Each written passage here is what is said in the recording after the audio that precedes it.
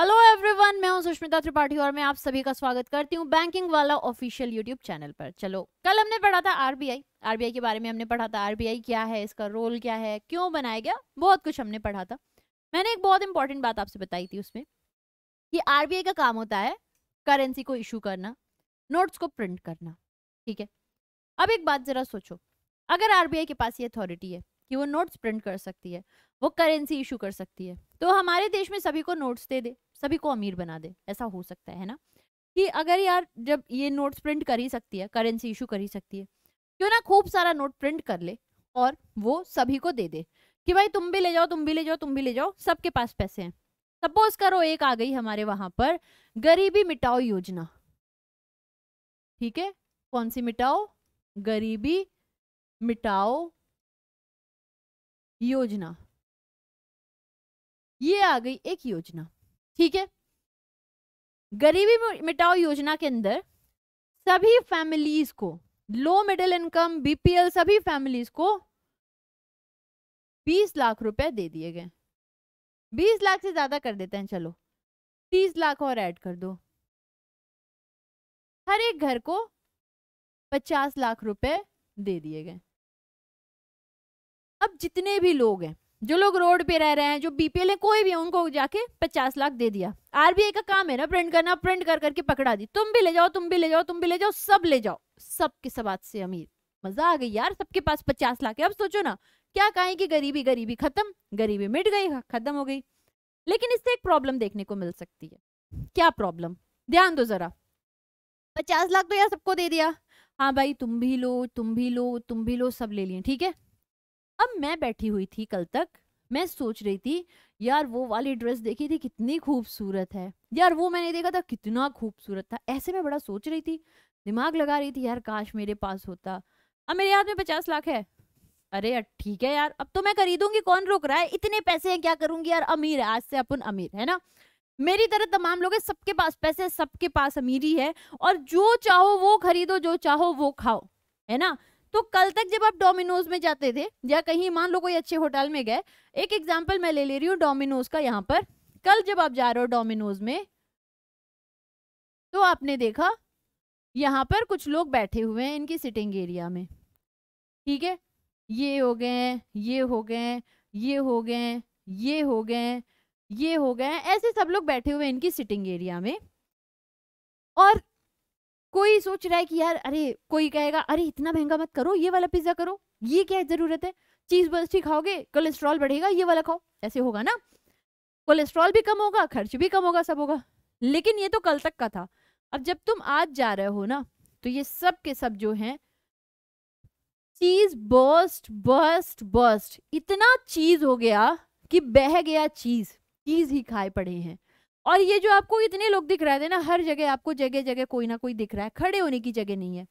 जैसे डोमिनोज वैसे मॉल्स वैसे हर जगह यही सेम सिनेरियो, लोग भरे हुए हैं, जगह नहीं है खड़ी होने की।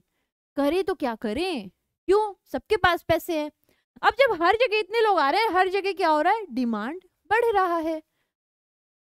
एकदम से डिमांड उफान मचा दिया, भयानक डिमांड शुरू हो गई। ठीक है, तो डोमिनोज वाला देख रहा है इतनी डिमांड, अगर जनता इतनी सारी चीज बर्स्ट खा रही है तो इसको मैं 100 रुपए बढ़ा दूंगा, कौन सा बहुत फर्क पड़ेगा। डोमिनोज ने किसी पिज्जा का रेट उठाकर 100 रुपए बढ़ाया। 50 लाख है भाई, तुम 100 क्या, तुम 1000 बढ़ाओ, हम खाएंगे। तो डोमिनोज ने कहा अच्छा ये तो अब भी खा रहा है, लोग खाए पड़े हैं, खाए पड़े हैं, प्राइस बढ़ता जा रहा है, लोग खाए पड़े हैं, डिमांड बढ़ रही है, प्राइस बढ़ रहा है। बढ़ते बढ़ते एक सिनेरियो आया जब प्राइस बहुत हो गया, 300 का पिज्जा मिलने लगा 3000 में। कितने में मिलने लगा? 3000 में।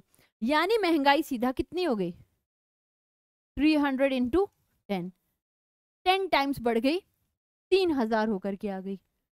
अब आपको लगता होगा 10 गुना महंगाई बढ़ गई तो क्या हुआ? बहुत कुछ हुआ साथी, बहुत कुछ हुआ। क्या नहीं हुआ वो अब सुनो। ये जो एकदम से उफान मचा, डिमांड बढ़ी, प्राइस बढ़ा, ये जो पूरा सिनेरियो था, इसका जो इफेक्ट पड़ा हमारी पूरी इकोनॉमी पे, इसी को कहा गया है इन्फ्लेशन। तो अगर आप कहते हो कि प्राइस बढ़ना इज इक्वल टू इन्फ्लेशन, तो बच्चों ये गलत है। प्राइस बढ़ना is not equal to inflation. Price बढ़ने का जो इफेक्ट होता है वो कहलाता है इन्फ्लेशन। तो प्राइस बढ़ने का जो इफेक्ट हुआ इकोनॉमी पे उसे आपने कहा इन्फ्लेशन है। ठीक है, ऐसे तो लोग कहेंगे कि इसका 10 से 20 हो गया, तो लोग कहेंगे इन्फ्लेट हो गया, इन्फ्लेट हो गया। अरे इन्फ्लेशन ऐसे थोड़ी ना होता है कि हर प्राइस बढ़ने को, इसका जो इफेक्ट होगा हमारी इकोनॉमी पे उसे आप इन्फ्लेशन कहते हो, ना कि सीधा प्राइस बढ़ना। That is a wrong term. ठीक है, चलो, तो ये तो आपका इन्फ्लेशन होता है, वो हमने चलो समझ लिया, वेल एंड गुड।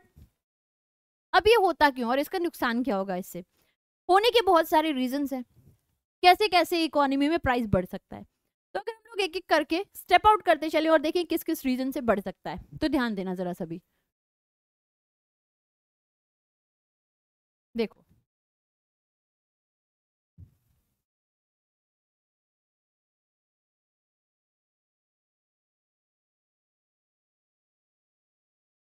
इसके क्या क्या रीजंस हो सकते हैं? सबसे पहला, डिमांड बढ़ रही है बिकॉज लोगों के पास में पैसे बढ़े हैं।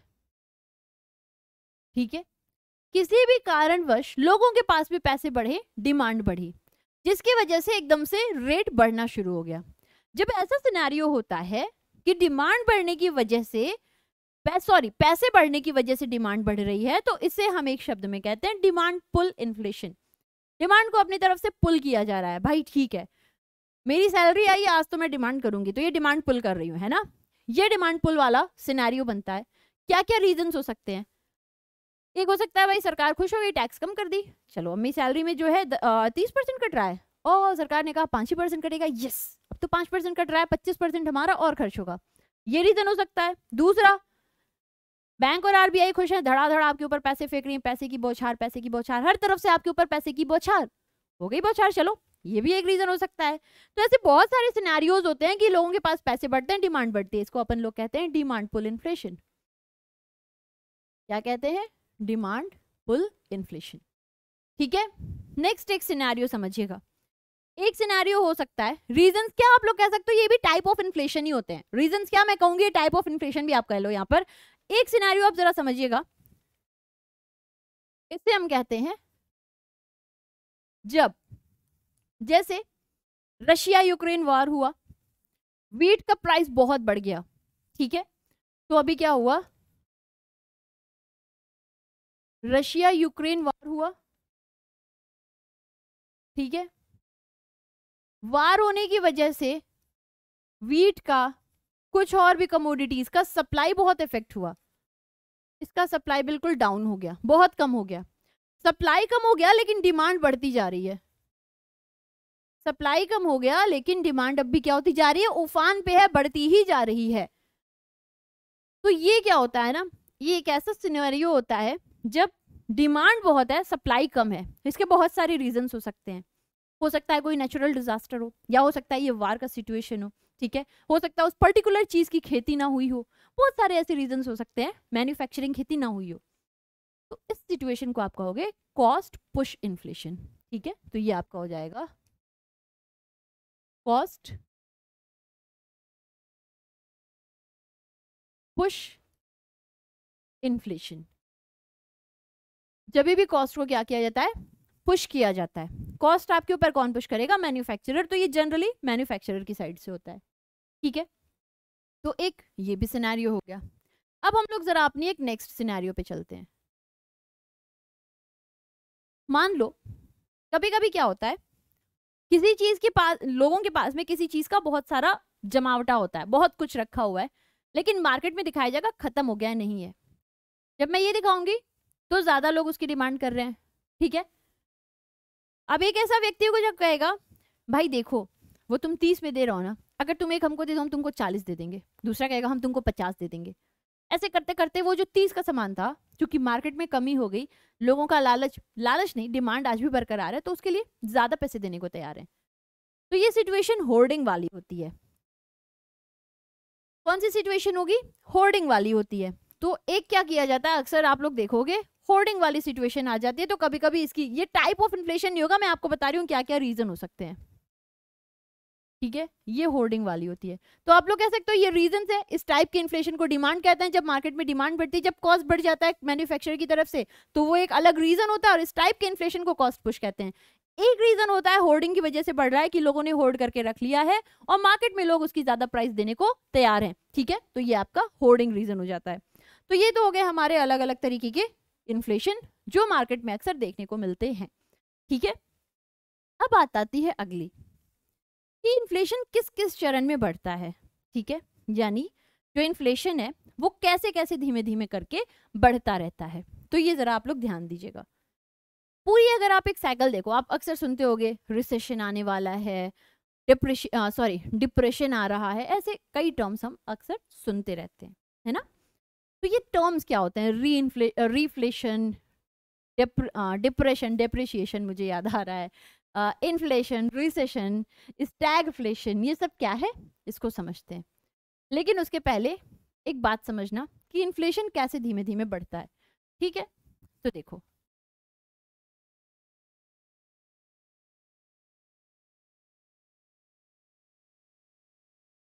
ठीक है, ये आपके एक्स वाई कोऑर्डिनेट्स हो गए और ये हो गया आपका इन्फ्लेशन।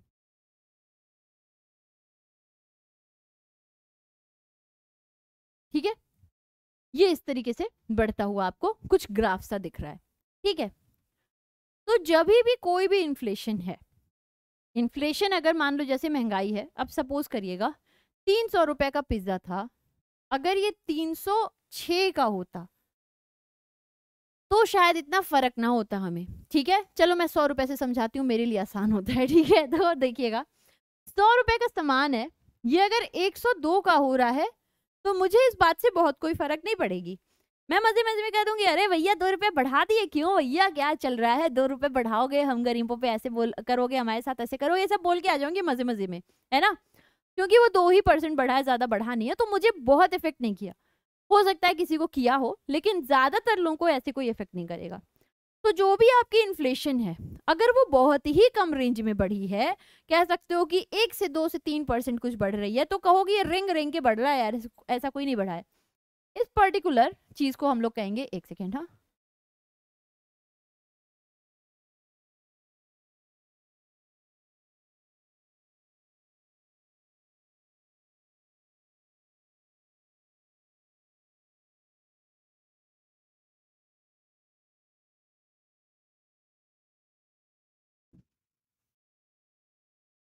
हाँ, तो ध्यान दो भाई।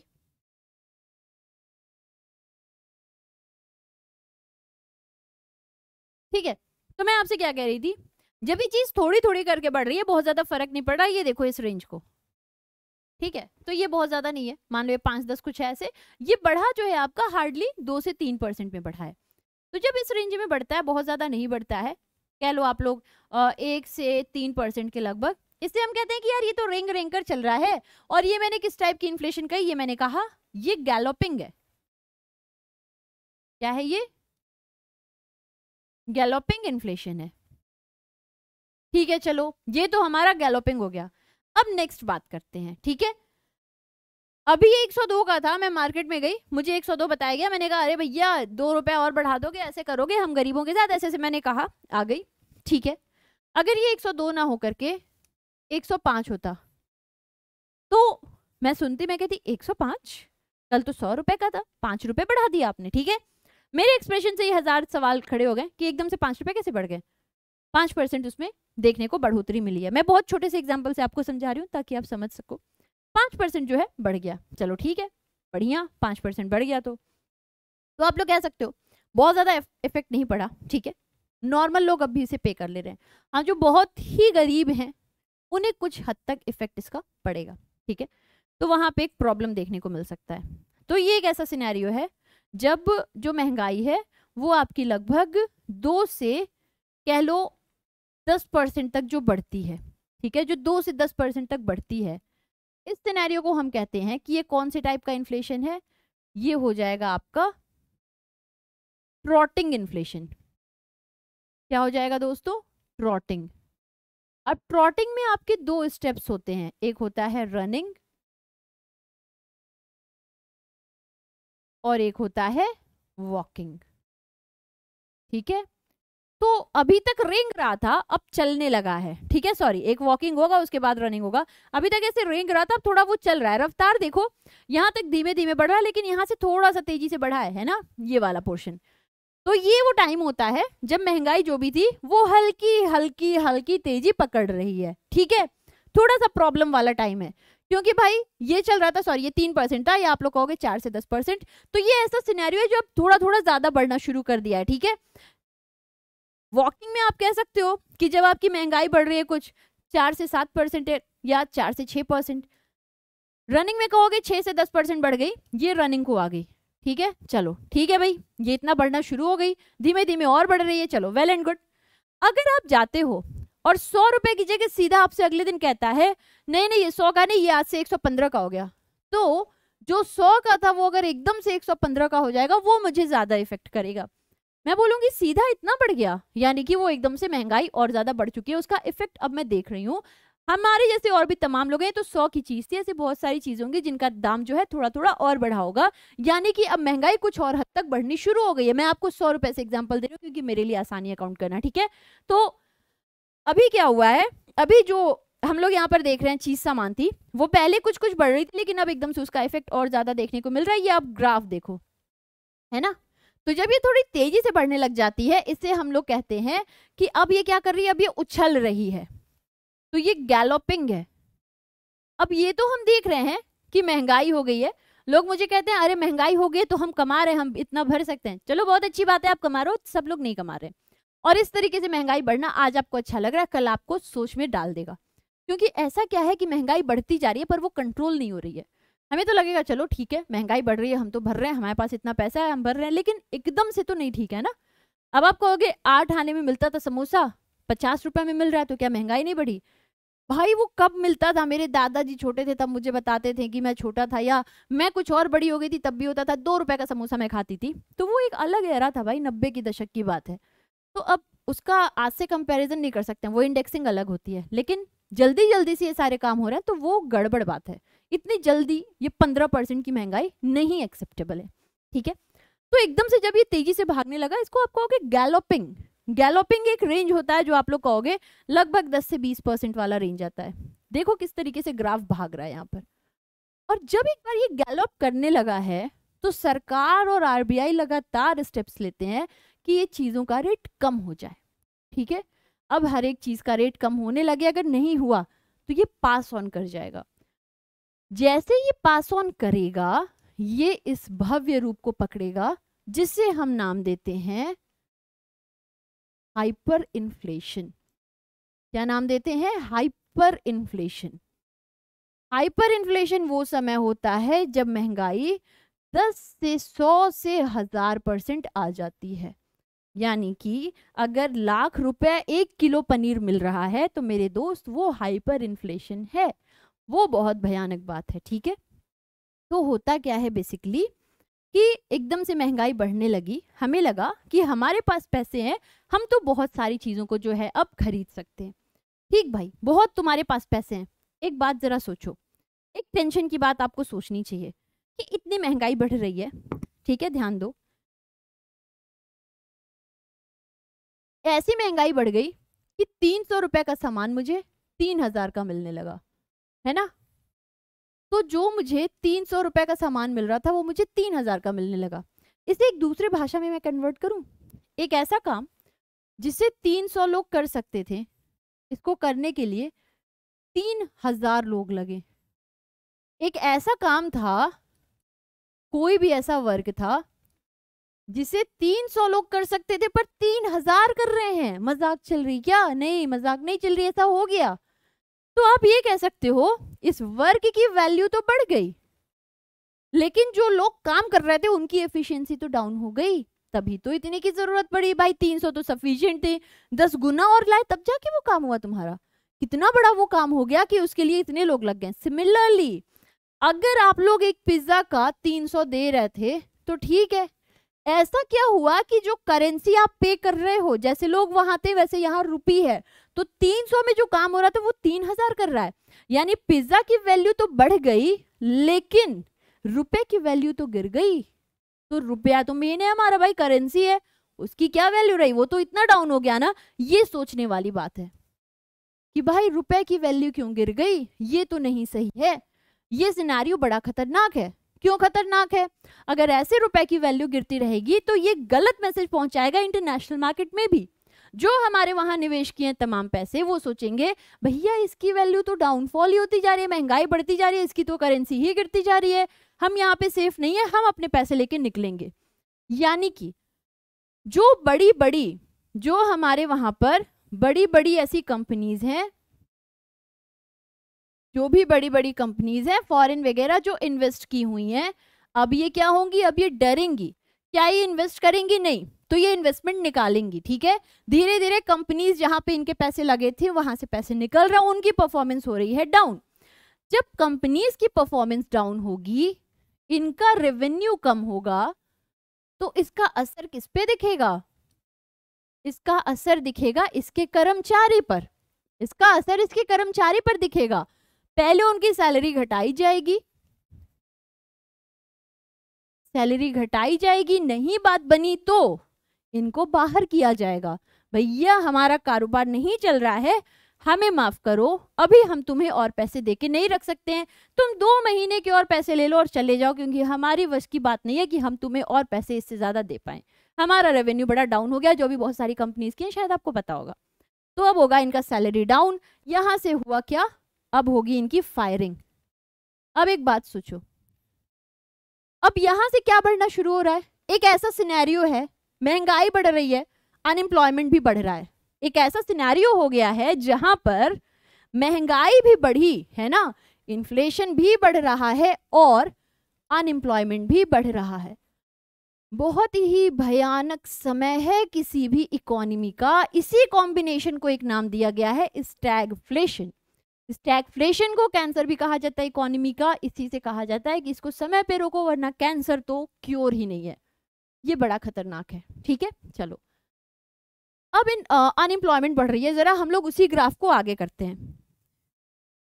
ये ग्राफ आप देखे थे ना, इसी ग्राफ को अब मैं प्रोसीड करती हूँ दूसरी जगह। देखो तो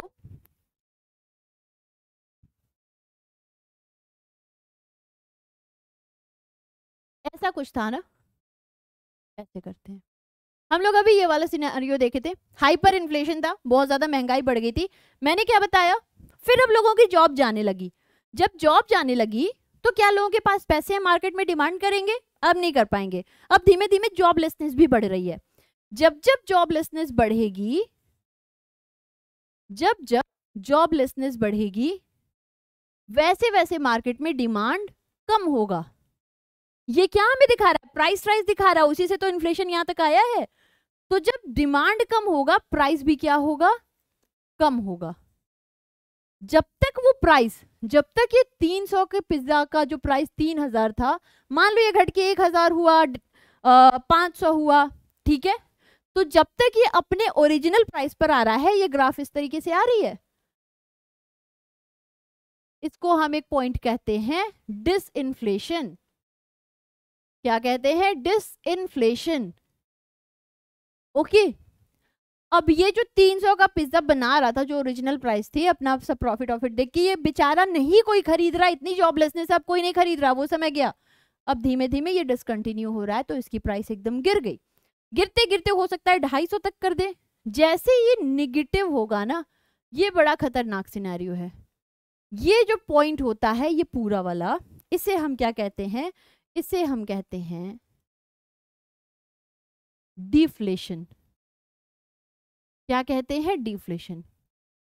अब अगर यही डिफ्लेशन यहां 2-3 क्वार्टर तक रुका, यही बन जाएगा रिसेशन। यही क्या बन जाएगा? यही बन जाता है रिसेशन। रिसेशन बनते ही बहुत ही भयानक हालात हो जाते हैं। अब कंट्रोल करना बड़ा मुश्किल होता है। रिसेशन हुआ तो जो सरकार है, उन्होंने अपनी तरफ से कुछ पैसे दिए सेक्टर्स को, तुम कुछ पैसे लो भैया, अपनी कंपनी वापस चलाओ, बहुत बुरे हालात हैं। कंपनीज के पास पैसे पहुंचे, उन्होंने वापस से अपने वहां पे अपना कारोबार शुरू किया, कुछ लोगों को वापस से हायर करना शुरू किया, तो लोगों को वापस से कुछ कुछ जॉब मिलने लगी। जब जॉब मिलेगी तो लोग फिर से क्या करेंगे? धीमे धीमे मार्केट में डिमांड करेंगे, और जो 300 का पिज्जा 250 और 200 हो रहा था, वो वापस से 210, 220, 250, 300 तक आएगा। तो ये हमारी जो इकोनॉमी है ये यहाँ रिकवर कर रही है। क्या कर रही है? रिकवर कर रही है। और इस फेज को हम क्या कहते हैं? रिफ्लेशन। क्या कहते हैं? रिफ्लेशन। अब मान लो सरकार ने देखा अच्छा ये तो चलने लगी, चलो अब इसके ऊपर टैक्स डालो। अगर सरकार ने यहाँ पे बहुत ज्यादा टैक्स डाल दिया तो जो ये कवर कर सकती थी वो वापस डाउनफॉल आ जाएगा। और जब ये डाउनफॉल आ जाएगा तो इस पर्टिकुलर सिनेरियो को कहते हो डब्ल्यू शेप्ड इकोनॉमी। बहुत ही खतरनाक सिचुएशन है। ऐसा ना हो तो सरकार इसको बढ़ने देती है कि भैया हाँ तुम बढ़ो, हम बस तुम्हें अभी आजादी दे रहे हैं, टैक्सेस कम किए, तुम बस अपना कारोबार चलाओ, तो वही इकोनॉमी वापस से चलने लगती है। लेकिन अगर वही हाइपर इन्फ्लेशन वाली बातें नहीं रुकी तो मामला गड़बड़ हो जाता है और आप देख रहे हो क्या होता है। ठीक है, एनीवे तो हमने देखा इन्फ्लेशन क्या है। इन्फ्लेशन का जो बेसिक एम, इन्फ्लेशन का बेसिक मतलब हुआ एक ऐसा सिनेरियो जब हमारी इकोनॉमी में चीजों की प्राइस बढ़ती जा रही है, उसका जो इफेक्ट है इकोनॉमी पे उसी को हम कहते हैं इन्फ्लेशन। ठीक है, नेक्स्ट इंपॉर्टेंट, इन्फ्लेशन बहुत ज्यादा भी अच्छा नहीं है और महंगाई एकदम से कम हो जाए जो हमने देखा वो भी अच्छा नहीं है, यानी एक रेंज होना चाहिए। हमारे देश में जो एक्सेप्टेबल रेंज है इन्फ्लेशन के लिए ये है 2 ± 4%, यानी कि 2 से 6% का रेंज एक्सेप्टेबल हमारी इकोनॉमी के लिए है। तो हमने क्या क्या देख लिया? हमने देख लिया इन्फ्लेशन क्या है, फिर हमने देख लिया इनके रीजंस और इनका टाइप। ठीक है, इसके साथ में हमने देख लिया कि क्या क्या अलग अलग रिसेशन, डिफ्लेशन, स्टैगफ्लेशन, रीफ्लेशन, डिसइन्फ्लेशन, ये सब क्या क्या है। ठीक है, और हमने देख लिया कि हमारे वहाँ पे एक्सेप्टेबल रेंज क्या है। तो ये सारी चीज़ें जो हमने आज के लिए देख ली। ठीक है, तो ये हमारी आज की क्लास हो गई। अगर आपको क्लास अच्छी लगी हो तो प्लीज़ कमेंट सेक्शन में बताइएगा एंड वील मीट अगेन। अभी हम लोग को WPI CPI करना है। अगर आपको अच्छी लग रही है तो आप लोग कमेंट करो। जैसे ये क्रैश कोर्स है हम लोग एक पूरा कोर्स लेकर आएंगे। ओके, फिर मिलते हैं, तब तक घर पे रहो, स्वस्थ रहो, मस्त रहो। Have a great day ahead. जय हिंद, जय Bharat, God bless you, love you, bye bye.